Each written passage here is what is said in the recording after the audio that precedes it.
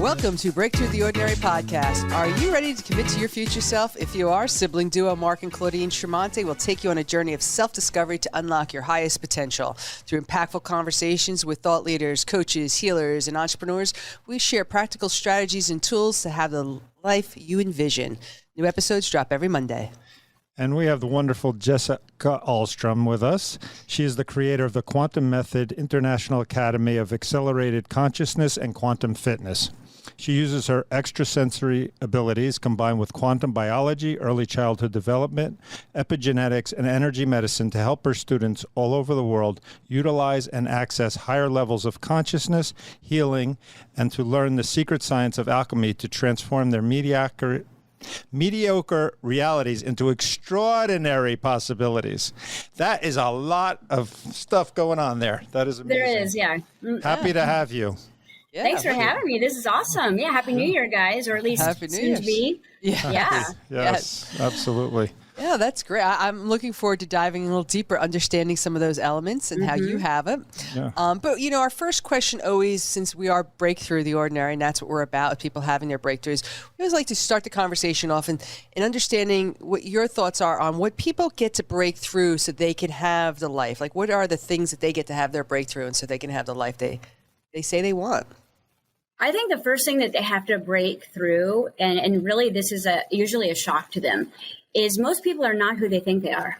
It's like you really have to break the habit of being yourself to be yourself. So there's so much conditioning and there's so much little pockets of trauma and accidents and, little failures and little, unrequited loves and so many years and where you were placed in the sibling family and what religion you were and where did you go to school. And this creates your identity, right? And this identity creates your personality and your personality creates your personal reality.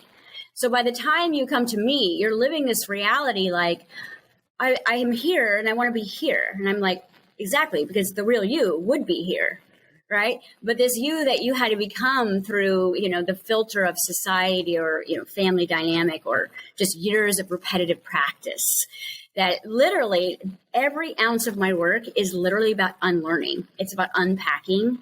It's about like unbecoming. So my entire work with quantum biology is getting everyone back to their factory settings, because I believe that when we're in those baby spaces, like we knew who we were. We were confident, we were talkative, we were funny, we were charming, we cried, we were allowed to have these emotions.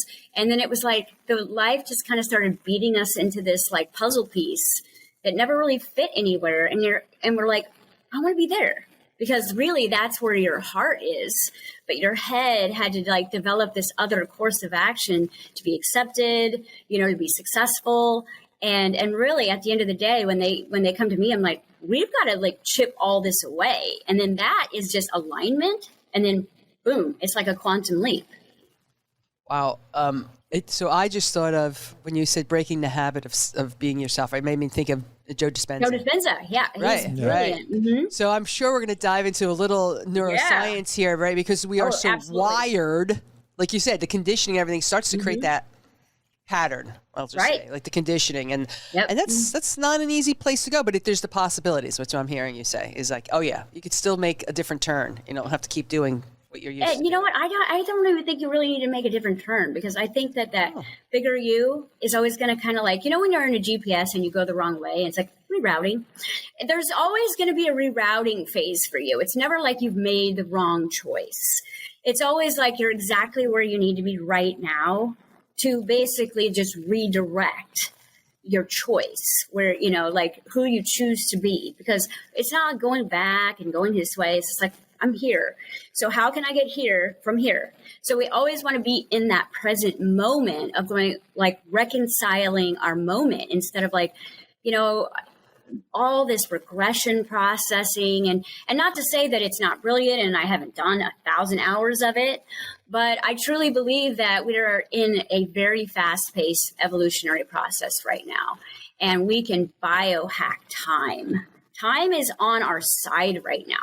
So before, we would have to like really dig down deep. But because of the way the energy is moving these days and how the planet's waking up, we can buy into that kind of 100 monkey effect where, it's just like somebody knows something and then it's like goes into the field of consciousness. So just like our kids, I've got 4 of them. My oldest is 26. My youngest is 9. They know more than I do about consciousness just because it's in the field when they were born into it. So every generation is asking and developing. And so this byproduct of just actually catching a wave and then riding it into alignment is kind of like a detour. So it doesn't matter really where you are. It's perfect for where you're going. All right. So, wow. Yeah, very interesting way you're bringing biohacking of time. The biohacking, you talk about quantum alchemy, like how do you do that? So maybe I should ask, what are the tools, or how do you biohack and quantum alchemist into this new reality or this wave that we're going to ride? Well, let's look at like, for me, like what I teach my students alchemy means, because I think that might help. There's obviously many meanings, turn, lead into gold, right? And turn pain into power. But my definition is alchemy is all of me. So I'm not abandoning any of my dark side, my bad side, my broken side. I'm like, if I want to go fast, I need to have every ounce of me, because the sweet spot of a biohacking frequency is acceptance. So when we're talking about going fast, right, we want to think about what we're constantly trying to avoid and what we're trying to like fix. Like, well, I'm broken and I need to heal and I need to do this and I need to do that. And that slows time down. But see, time was created for us in this time and space here to practice, prepare, and play for that which we decide we are. It was never about waiting. And that's where quantum fitness came in, right? We give up the weight, literally, metaphorically. And this idea of biohacking every aspect of your life. We biohack time, we biohack money, we biohack relationships, and we biohack our personal relationship. So we work in these like 4 elements of consciousness to basically say, well, instead of taking score, like I'm not where I want to be, just like any good chef would do, we take stock. What do we have? What do we got to work with, right? Like, what is the wisdom that has come out of my broken pieces? Like, what has that strength and courage come from my failure? We're going to use every ounce of our potential. So I kind of look at it like an athletic coach at times too, where I'm going to take someone and yes, they have potentials, things that are naturally good at, they're great intuition, but I'm interested in the limits. I'm interested in those dark corners, because I believe that we are yin and yang, right? Feminine, masculine, and 50% of your intuition is actually in your dark side. So what I do is I parlay that limited part of you, the part you're kind of covering up, embarrassed by, all of that stuff, and we bring that forward and we develop it. So we bring out the potential in the dark, in the limits, and we say, if this was loved, this part of you was loved, do you see how good it would be at that? Right? And it's just like, for me, growing up as an abused child, like my extrasensory abilities came online very quickly because of my trauma. You see, it's like every negative is a shortcut. And if we're really thinking about alchemy, all of me, then I'm going to be working in my limits and my potentials. And I've got to find the potential in the limit. And then that way, I'm not half. I'm not, I don't have a void inside of me that's searching for love or answers. It's like, I just got to find the part of me that already knows. And that is the version that we can connect with that higher power and then direct connect, like having your own Wi-Fi. Whoa. That's a very different concept than you hear a lot of. It's it's a lot to take in. You mind if I ask you, like, if we can apply this? So if I could bring up the concept of shame. All right. So my first introduction to it really was through probably John Bradshaw. And I certainly appreciate where Brene Brown has brought it and some other of our thought leaders. So we think of shame, to me, I think it's a place of, we hold it in our dark side. Exactly what you're saying is because it's the part of us that needs love. But instead we've covered it over as my brokenness or however you want to call it. So if I heard you correctly, it would be, how do I love that part? Even though I have shame around it, if I loved it, could we transform it into one of my superpowers? I'm just going to say that as a superpower. You're 100% right. Yeah. Yeah, well, first we have to, so again, we don't want to go in and transcend immediately. We have to actually go in and kind of do some acceptance work around it. So what we do is we unpack the shame. So we look at like, okay, and shame has a personality. This is one thing that we are going to learn here is like that each of these lower frequencies, shame, humiliation, right, like fear, they all have personalities, which means they like to act out in certain behaviors. And when my study of shame, I found is that you'll do simultaneously both personality, behavioral aspects. You'll shame others and you'll over nurture. So you're over nurturing someone to kind of like make up for that shameful feeling in your heart. And then you'll find yourself like that darker part of you, like wanting to shame someone else because I feel shame. It's like the bully effect, right? And so what I've seen is like these mothers who just give and give and give and give, yet they're like shaming someone over here. This like doesn't even match their personality. I'm like, because what I've noticed is anything below boredom has split personality of victim and perpetrator. So I'll be like, okay, where's your shame being a victim? Like over nurturing your kids, over giving over here, rescuing everyone. And where is your shame perpetrating? Because we're going to find it. It's probably your spouse or, you know, your kid that triggers you, right? Or someone at work, because it's like, oh, I don't mean it. But it's almost like shame has to be expressed through a positive and a negative spectrum. So first we find that element and we go, okay, well, this is where you're acting shame in your, you know, your kind of victim space. This is your perpetrator. Let's bring them into the middle, right? Let's get these two to meet. And then we work a little bit with that kind of inner like balance effect. And then we say, then we play games because now we got to bring forth the inner child that says, I don't want to be shamed. Like to me, shame means I have done wrong, right? Humiliation is something about me is wrong. So when I have done something wrong for whatever reason, the inner child doesn't feel deserving, doesn't feel worthy. So it's acting out in victim perpetrator. And that's why they're here instead of over here where they want to be. So we got to say, okay, let's play the game of duality. We play lots of games. Everyone thinks it's like hardcore science. We're literally playing games all day. So we say, okay, we've kind of unpacked the victim perpetrator. We can see it. We can accept it. It makes sense. We're just trying to get our power back here. So what can we do with that energy, right? Now we're going to play the duality game. Well, what's the opposite of shame? Well, it's also, I am proud, right? It's dignified. It's like, think about it. When you feel shame, it's like, so we do this and I have my students dive into Latin definitions, biblical definitions, because what happens is when you really start unpacking these first terms like shame, and then you have to go find the opposite.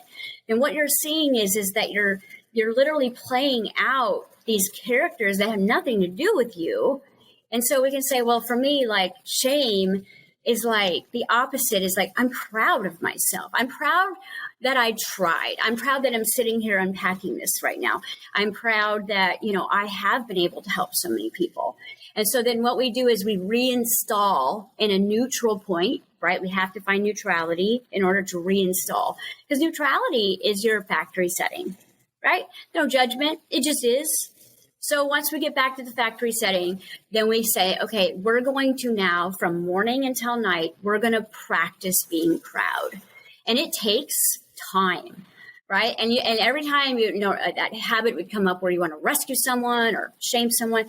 I'm going to practice being proud of me. I'm going to be practice proud of you, even if it's hard to find. And then eventually what happens is the inner child starts feeling proud of itself. And I've seen when I've done hypnosis and we ask the word worthy, the inner child doesn't know what that is. So we've replaced the word worthy with I am allowed. And I'm allowed means I'm deserving and worthy. Think about it, right? So I was the middle child and I was never allowed. So of course I wasn't worthy, right? So now I'm allowed to be proud of myself. I'm allowed to be here.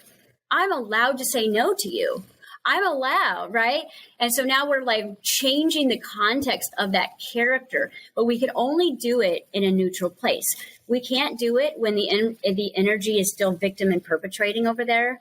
Like we actually have to bring forth it and unpack it so they can see how their behavior is. Like, I didn't even know I was doing that to my spouse. I'm totally bullying him, right? Because he loves me so much. He's being a victim, so it's easy to bully. And these ones over here are victims, and so I'm overgiving. You see? So it's like they can see their behavior first. Because again, without witness, the observation, we cannot illuminate anything. But I could say, I have had so much practice with shame. How could that become my superpower, even though now I'm practicing being proud? Well, I know what other people feel like when they're in shame. Like that becomes one of my compassionate powers, because I can feel that when they're doing that, when there's someone's bullying me now, I can actually see where it's coming from, right? When someone's trying to overgive to me, I can see where that's coming from. So now what used to be like two arms tied behind my back called shame, trying to get to the finish line, is now acceleration, if that makes sense. No, that does. I mean, it's a very different come from distinction that you have it, because you're just present to me too, right? When someone is in their shame, what does that look like when I'm in relation to them? And I had never thought about it from their own space of lack of, I'll say, acceptance, allowance, as you use that word. And that, I love that line. It's through observation you can illuminate. Right. You right. Well, you can't see, you can't heal it because you're unaware of it. Right. Thank you.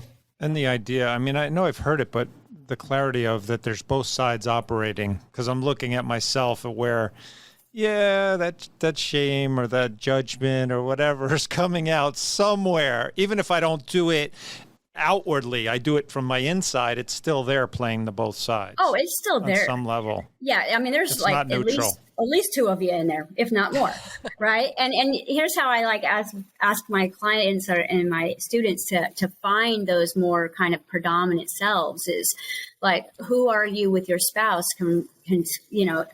versus your best friend? Who are you at work versus who are you with money? Who are you with, your family at Thanksgiving versus when, you're out on the field playing. And it's interesting to see the how we kind of shape shift into these different spaces where over here I feel so free because no one knows about my guilt and shame. But if I go home for Thanksgiving, it's all the old stories. Everybody's pulling out the scrapbooks. And now I'm that 8-year-old in shame. And I'm trying to be spiritually enlightened, yet I'm shoving my food, my face with sugar because it's my only dopamine way to cope with family gatherings. So again, it's like when we work with someone, we unpack all of them because we're going to need every one of you if we're going to get over here, and we don't want to leave anyone out. Like for my work there has to be zero judgment. I don't care what you've done. I don't care where you've come from. It doesn't matter because every ounce of you is about creating that full spectrum, like dark and light, like heads and tails of a coin. That's what I said. I said, if you didn't have the heads or the tail side, you wouldn't be worth anything, right? So you actually need both sides. And there's so much genius that's happened in the dark that we don't give ourselves credit for. Like for me as a kid, growing up in a house that was never safe, no privacy, there was a lot of abuse. I learned to manipulate energy. I learned to read body language. I learned to anticipate people's next thoughts, right? And people are like, oh, that's so sad. I'm like, it's kind of a gift, right? I mean, I wouldn't say that looking back, wouldn't want to go through that again, maybe, or maybe I would. But now it's kind of like, wow, like I got so much out of that. So much wisdom came from that heightened state of my nervous system being in fight or flight my entire childhood. Right? It destroyed my physical body by the time I went into my healing journey. But honestly, the byproduct of what I have to work with from that is priceless. I agree, because I remember the first time I heard, your traumas, which gave you extrasensory perception, your vigilance because of that unsafety gave you insight into people and stuff. And I was like, I remember it was like an awakening going, oh my God, so all that's why I got this depth that I can see into people, or I can read somebody walking in the room from that. And it doesn't have to be a negative. No. And I don't think it's always necessarily from severe trauma, because I believe that for a child, that their reality, because they're playing that both yin and yang spectrum, that every child, regardless of how feathered their nest was, had experiences where they did not feel allowed, they did not feel safe, they did not feel heard. I mean, I just took my students through a huge study of narcissistic mothers and sons just a couple months ago. And that's all about over nurturing and over developing. And so you can see that there's no wrong or, there's no definition of trauma. It's like, I say, your brother got the blue cup and you wanted the blue cup, and now mom loves him more than you, right? Because you're this, you're a little tiny person, and your perception of reality is that these people are the universe and they're not choosing you, right? So now you're 30 and the guy you love is not choosing you if you haven't fixed it, right? So it's like these very subtle things. We got to understand that anything that drops below lower conscious awareness, which is something that's in your blind spot, it vibrates like that music that's on in the background. You can't really hear it, but the universe can, and it includes it in law of attraction. So all of those little songs that are still playing, it's not fair, I'm not good enough, right? I'm better than that person. You notice how that's the perfect way to see your yin and yang in action, is insecurity, and then also arrogance, in the same, I'm better than that person, but I'm insecure over here. You feel it's this dual universe. So I'm we need to face each other, because look at that word dual, right? It's like a challenge. It's like a face off. And I think that right now what we're all doing is we're being asked to kind of look in the mirror, right? And if you cannot find it in the direct mirror, then look in the mirror of your people, places, and things, because that's also a reflection of you. Wow. And you've used the word frequency a few times, and I had, even the energy, the lower energies of shame, yes, and fear. Is that what you mean, about frequency formulas, understanding what everybody's alchemy is? Your frequency, because you're nurturing so much of this frequency. How do you work with that with the person? Yeah, it's just a term. But basically it's kind of a signature. So to me, vibration is it's like a wave, right? And then frequency would be the set of waves. It would be kind of that chronic, consistent. There's some people that are just very negative. That would be their frequency, right? But they can vibe sometimes good. And so we're looking for kind of rooted, chronic frequencies. So for me, there's basically 5. There's shame, there's guilt, there's humiliation, right? There's fear, there's resentment. And then the number one, the one that is hidden from most of us, is grief. And so that's what I have. I would tell you that the bulk of what we're doing in quantum fitness, as we've really been unpacking this bag, is grief. We're all hiding it because we've been told from a very young age, don't feel it. It's think about it. When something bad happens, even as a mother, I remember doing this. As soon as something bad happened, I would try to stop my kids from experiencing it. Whatever I needed to do, stop crying, fix it, it's interrupt all of a sudden. Now think about when someone passes. What are we usually doing? We're in fight or flight. Go, go, go, go, go. Take care of everything. Get everything done. Make everyone else feel better. Do we ever really sit and grieve? Right. And I think that humans grieve people, but do you grieve the time you've lost in that relationship? Do you ever grieve the money you lost in that last investment deal? Because see, this is a relationship universe, and I'm having a relationship with money. I'm having a relationship with time. And when we lose these things, we don't really even spend time going, let me see how I actually feel about this. We're just on to the next. It's the anticipation of the future being better. That's why being in the present moment is so scary, because the past just starts smacking you, right? It's just if you stay still long enough, your past is going to hit you. That's why everyone you see is constantly chasing the future, because what they're really afraid of is literally having everything that's unfinished, that doesn't have closure, that hasn't been reconciled or transcended or integrated. It's going to smack into us. And I think that what we're seeing this year is that it's happening regardless. That's why I said you're always in the perfect moment, because it's going to be there when you need it. Thank you for even saying that grief is one of the places, because I had the opportunity to read the book. I think it's called The Wild Edge of Sorrow. And, yes, there's the grief in the loss of a person in a breakup. And there's the micro grief, the grief of expectations, the grief of dreams, the grief, right? Like that we don't stop and be like, because we hoped it would be something. And so we're grieving the end of the relationship, but we're also grieving this dream we created that this could be it. And you're right. This year, I've done more grief counseling. I've been a therapist for 27 years. I have never been, grief is not my specialty. Though it was always a part of it. I'm an adoption expert and a trauma expert. Wow. So there's grief all the time. Constant. It's always. So I said, I've worked with families like, what do you do? I'm like, I'm always in the grief cycle somewhere. Mm-hmm. Somewhere. And I think we have this on a global scale because, right, the vax created this, like this hope, or, right, that this year was going to be the better year than 2020. And here we are. And I think that's where we got this word languish has come back into our distinction.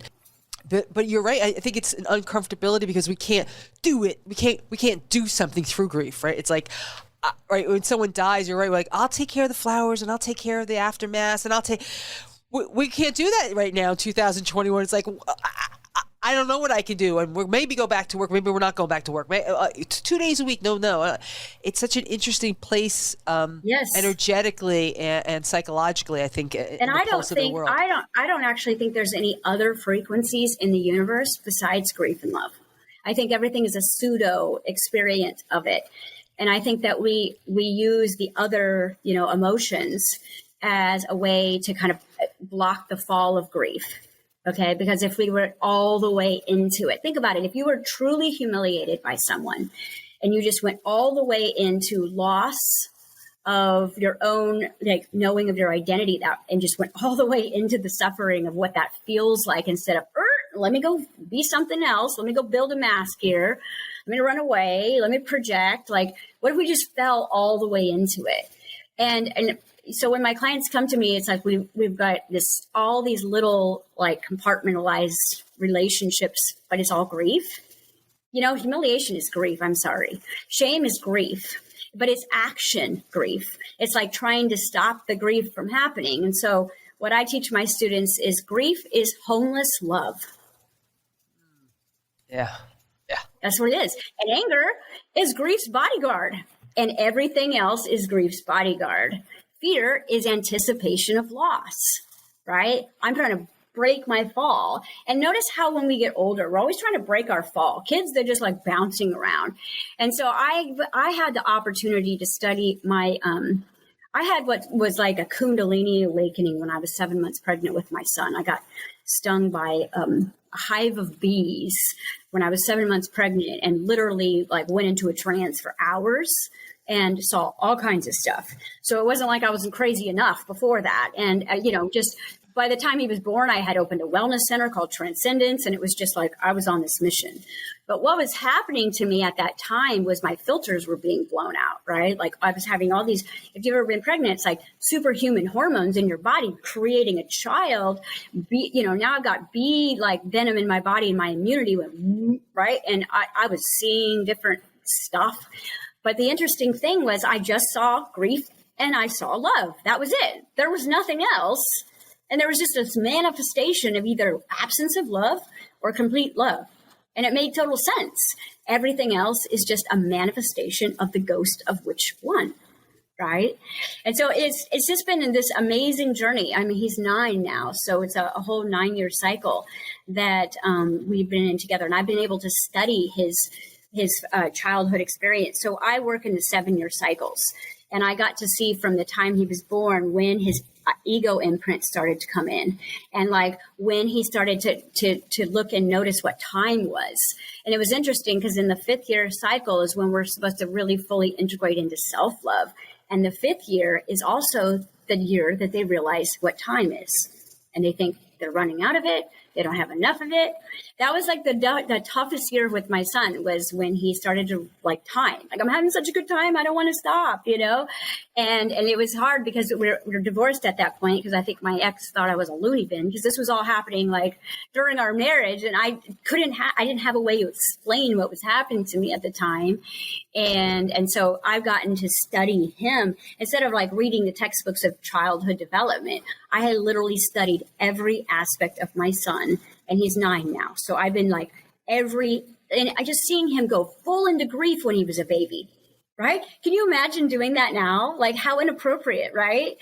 And it's just like, and guess what? If they're fully allowed to go in grief, right? No one's trying to stop it. It's a cycle. It's a season. It's like done. It comes in and it goes out. But what we do is we push it in, right? We hold on to it. You know, it's just like I give my students this experiment. I say, you know, if you hold this cup of water out here like this, right? It's going to be heavy in like 2-3 minutes. Your arm's going to shake, and it doesn't weigh that much, right? Because we're here with gravity. So what do we do with this water when we're walking around? I can't feel it now. This is what we do with our grief. Like, if it's out here, I don't want to look at it. It's here. And now I don't even know it's here, but now it's part of my personality. See, here, it's not part of my personality, but here, it's part of my personality.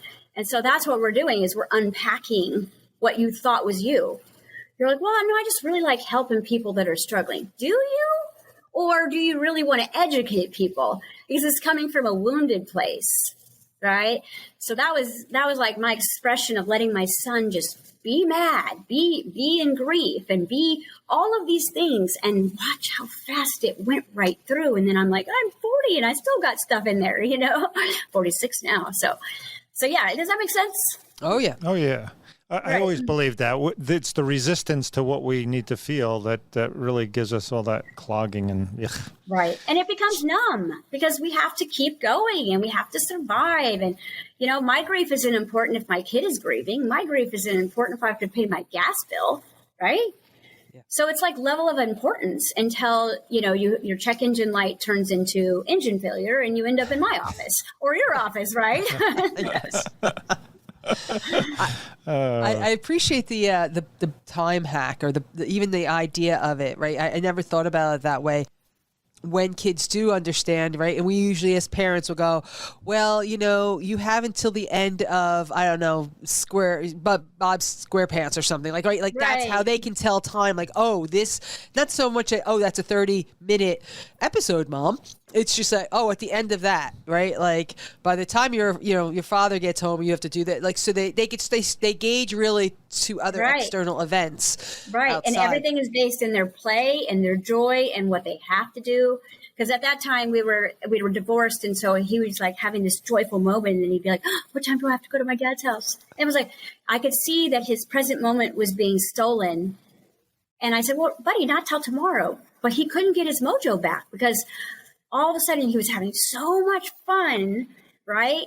That then he realized this is going to come to an end when I have to leave. And it's like heartbreaking to watch, because it's like, then they start to realize that they don't get freedom. And that's what is linked with time. So whenever we find a hack inside of time, we also find a freedom wound, right? I'm not free to do what I want.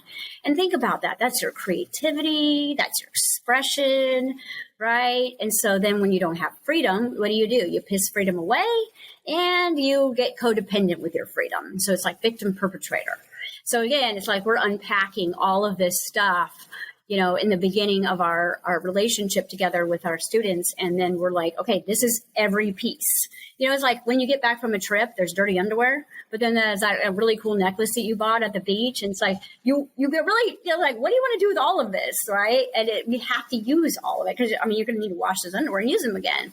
So, but we're going to purify those darker points of ourselves, and we're going to turn them into some sort of superpower that you've been judging yourself for a really long time about. And that's, to me, the ultimate biohack, is not having to heal.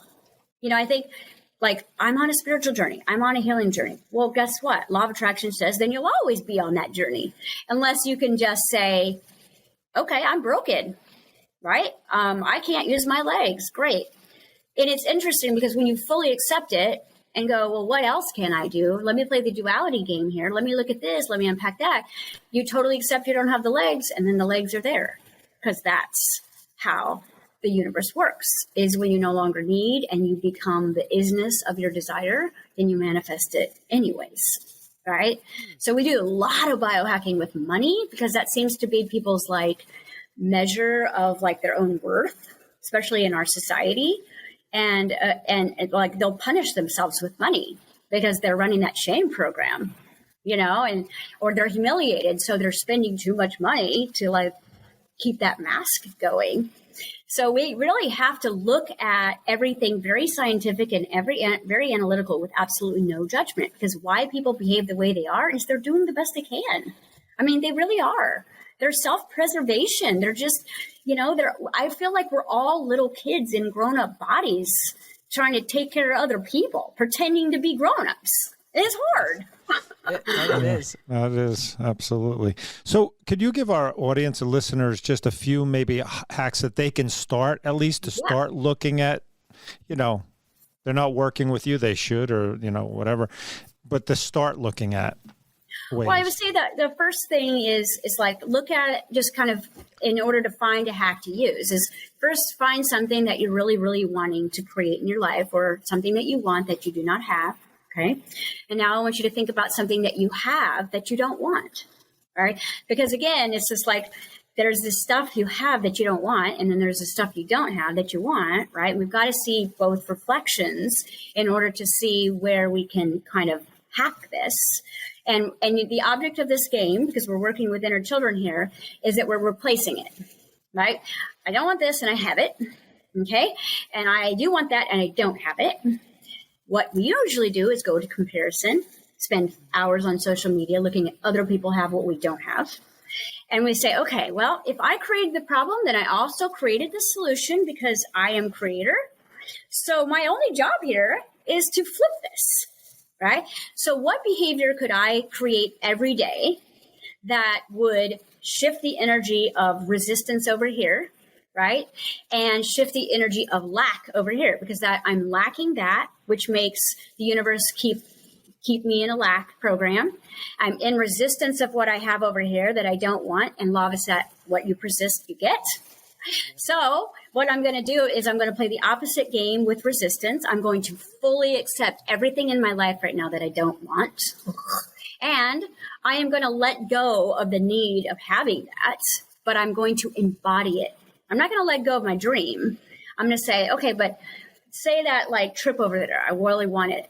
I can't afford it right now, right? Because I got this over here, mother-in-law I'm taking care of, right? And so it's like, I want to go on this trip, but she's costing me the money. You see how it's like this problem. Go, no, this is a solution, right? So all you're going to do is we call it the 3 Ps, because we don't wait. The universe does not wait. That's BS, by the way. When patience is a virtue. No. There is no time and space. So we say, okay, if you're waiting, you're running a trauma, right? So what we do instead of waiting, right? We unpack these two scenarios here. We see it, we accept both of the situations, and we say, okay, now we're going to practice, prepare, play. So the 3 Ps is what you use instead of waiting. Practice the alignment of being that energy. So what would I feel like if I already went on this trip? Right, I start embodying it. I start dressing it. I start speaking it. I start working with it. Maybe I have to do a little like shame processing in the meantime of deserving it. Right, I have to find my reflection of this mother-in-law in this resistance. Right, maybe this is a way where you find her shame acting out. So now you're working in compassion instead of judgment and resistance over here. And while you're working in what you do have and becoming what you want, time disappears and you're like, oh, it's right here. Someone's like, hey, you want this free trip? You're like, yes. And I'm friends with my mother-in-law now because I understand she was just a reflection of my own shame. You see, so it's like, we don't like push anything away. We like work with both sides, because the beauty of you is you are left and right hemisphere of masculine and feminine, which means you are equal parts etherical magic, inspiration, desire, intuition, and you are equal parts doing. And it has to be equal parts, which you're feeling and you're doing. You're feeling and you're doing. But if you're not accepting, like if I'm in resistance, like I got to get away from the mother-in-law to get on this trip so I can feel free, it will never happen. You got to feel free with your mother-in-law, and then the trip manifests organically with no action. You know what I mean? Taken from you anyways, except for what you're working on here. The universe will figure out a way to put it right in your lap. Practice, prepare, play. Practice, prepare, play. Right. And you're practicing for the vibration and the trip itself, maybe, or, you know, whatever it is you're wanting to manifest, you're preparing. So when you're preparing, your biochemistry is like, oh, where are we going? Like a kid, right? Where are we going? We're doing something. Okay. Okay. And then we play. Like I practiced, I prepared. Now I get to play. It's recess, right? Now I just get to go play, and I get to not think. So another word for play is surrender. Right? Because when we play, everything's taken care of. So our entire day is practice, preparing, and playing for our own unique higher self. So what it is my higher self is the best part of me, but it's also the most wise part of me, which means that the dark part of me is healing. But it's doing it in this practice, prepare, play. Practice, prepare, play. It's kind of like I realized this, how to heal the dark part of ourselves without healing it, thousands of hours of cutting cords and regression, was to give it a different job, right? Darkness is running, I don't have what I want, no one loves me, right? But what if we promoted that darkness because of its wisdom and hours in the dark? Like School of Hard Knocks, that's your university. And so I found this when I was teaching first grade. I worked at a private school for a while, and I taught private school. And this little boy, he was literally my nemesis. He was 6 years old. His name was Vincent, and he was so disruptive. And he was constantly getting the class routed up. And he was constantly heckling me. And he was very intelligent. I was like very triggered, you know? I'm like, he's smarter than me at this, you know? Like he just knew how to distract everybody. And I started watching his behavior. I almost quit because it was like I couldn't do my job. And then I watched how nothing was happening in a good way, because we would literally start something and he'd be like, oh, and we'd all go where he was going, right? We all found our way in his orbit. And I thought, you know, I'm going to study his behavior a little bit. I started watching him with his dad, and I could see that bullying energy was coming from dad not seeing me and hearing me. So then I'm not going to let this class hear and see her. Right. So it was a shame. It was a guilt and shame thing. It's humiliation. So I thought, well, what does this kid really need? I go, he's so smart. Like, I mean, his level of intelligence to like pull this whole thing together that he does every day is like blowing my mind. I said, what if I give him a new job? What if I promote him? So one day, this was like my last effort. I called him up. I said, can I just tell you, like, every day you distract my class. And I said, you're really good at this. You're better at this than I am. I said, would you for a whole week be my teacher's assistant? Because I need help. And he was like, what? I go, like, literally, you're very good at leadership. Could you please help me? Would you help me be a teacher's assistant? And of course, he like kind of resisted it for a minute. And he's like, well, I guess if I had time. Well, let me just put it this way. He became like the best student in my class. And he became the one who was like, he had a purpose. So what if our darkness had a purpose, but it was coming from love? Yep. Because, think about it. Your darkest points are your most intelligent points. Light is just illumination. Dark, that's wisdom. There's magic in there. And all we have to do is give that dark a new job, promote it. We're not demoting. You're not in trouble. Like, okay, well, you're doing all this from a place of not love, but what if you were doing it for love, right? And you were rewarded and you were loved and appreciated. And so anyways, I think that was 22 years ago, and we're still friends on Facebook, Vincent and I. He's grown up, he's become a senator, right? This kid went from we were worried, cutting himself, to leading my entire class, catching grammar errors for me. Like this kid, because again, it's that intuition that sparked from, not being seen and heard. So you have to be the one who sees and hears. Yeah. And if it's coming from a sad place, it's not going to look pretty. But what if it was coming from a loving place? That's a great example. Yeah. Thank you. And we all have Vincent inside of us, right? Oh, yeah. Oh, yes, That's sabotaging and getting everybody riled up and like not getting focused and not in your daily routine, right? So I kind of look at it like we have to find that little guy inside of us, that little girl inside of us, and we got to work with them so much more than we're working with the higher self. Doesn't need leadership. Right? Yeah, it's like it's beckoning us. So we've got to work with those limited parts of us that don't want to be happy because they don't believe in it. Right? Oh, thank you. Wow. I appreciate everything that we've been talking about. I don't know if there's any words of wisdom that you would like to share with our listeners about this, their own reprogramming, or anything that you feel like, here's the last gift I want you to sit with today as you listen to this podcast. Right. Well, I think it's perfect timing because here we are going into 2022. And I said, this is going to be the year of the catch-22. You're damned if you do and you're damned if you don't. So, right, you might as well, right, just really, instead of going in and having a resolution, how about just like reflecting and being like, I've never been broken. And I'm going to move forth in 2022, but I'm going to make it my personal mission to use all of me. Right. And I'm going to get to know these parts of myself that I'm afraid of, or these parts of myself that are disgusting. And I'm going to really like sit with them, and I'm going to like understand them, and I'm going to learn from them. And because again, then you get to cross through this threshold of this new year, not like, oh, I got to go lose weight, or I got to go do this, or I got to go get this. It's like, focus on you. That word, you universe, you inverse. It's your story. No one's coming to save you because you've got parts of yourself that will sabotage someone saving you. And that's the very part of you that needs saving. So focus on you, right?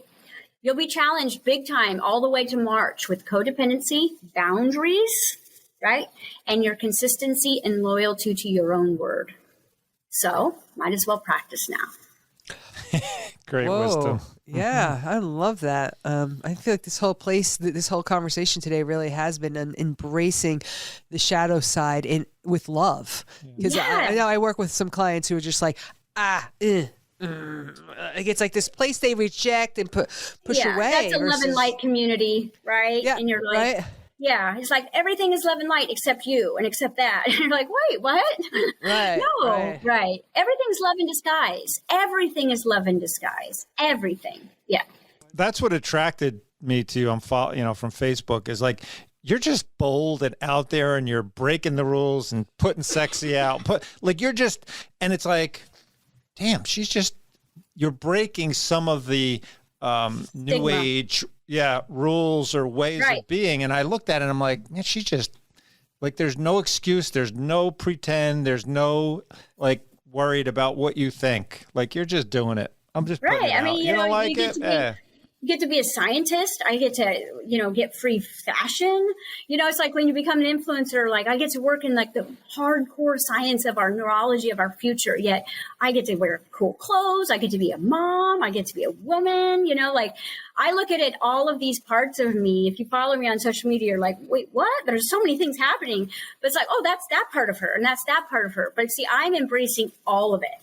Because our sexuality is our sacral energy, and that's our creativity. And it's not about sex. It's about expressing that fullness of who you are from a loving, healed place. And we got to push the envelope, because at this point, we don't want to fall into the stigma or the boxes of what a healer looks like or what a teacher looks like, right? We want to go, I'm judging you from your cover here, but I'm interested because I love that. Please judge me. Right. And because what it's going to do is it's going to take you inside of you, and then we can have a fun conversation, because at the end of the day, like, I'm a child that is fully like in an adult body, but I have learned how to be childlike and still pay my bills and my taxes and have relationships. But when you realize that the inner child is the hybrid of the dark and light part of you, and it loves both of you. Right? Think about your kids. They don't care what dad did. They don't care what mom did. They just want to love you. And that hybrid is your inner child. And I have 4 kids, right? And so I see they are the best and worst of me, and they're the best and worst of their dad. And my job is to love all of it. And that's why they're here as my teachers. And so my inner child is the one that knows how to love my darkness, right? Because it's half of the, like, that's my dad. Like, that's my mom, right? That was me when I was unconscious. That was me when I was afraid. That was me when I was hurt, right? Hurt people. I love you anyways. So it's really going to be, that's why everything we do is a game, because the inner child's like, I like games. And then he goes like, oh, right, I don't like games. So we bring the inner child and it becomes the mediator. It becomes the malleability of being able to change this hardware. And then we can put in new software through behavior. Wow, thank you so much for very different approach. Thank you guys for having me. This is awesome. I love this platform. Yes, I agree with you. Thank you. And I'm going to invite our listeners to really be in a space of what can they fully love about themselves and accept about themselves. And if you're, courageous enough to share that with us on social media, tag the BTO podcast on any social media platform, because I think that's the challenge here. And I don't mean challenge from a resistance, but it's like the invitation, the duel, right? Is how to love all of yourself. And so what is a place that is in you that really gets to have that light and that energy, that frequency? Yeah. And what part of you needs more love this time of year? This is not the happiest time of year energetically, and this is an opportunity for us to really work with our limits, spend more time with those limiting spaces with you than that stuff, that the highlight reel, right? Developing those limits, because now how much faster are you going to go, right? Yeah.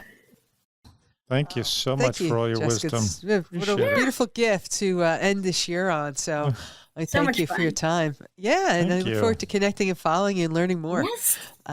Yeah, so anyone can follow Jessica. We'll have everything in the show notes. But for today, we want to thank you for listening to the Breakthrough the Ordinary podcast. We hope you enjoyed this episode and our deep dive into the alchemy of self and the wisdom so you can live your extraordinary life. If you'd like to support the podcast, please leave us a rating and share with others. You can follow us our latest episodes on the BTO podcast, Instagram, Twitter, Facebook, and LinkedIn. Thanks again, and we'll see you next time.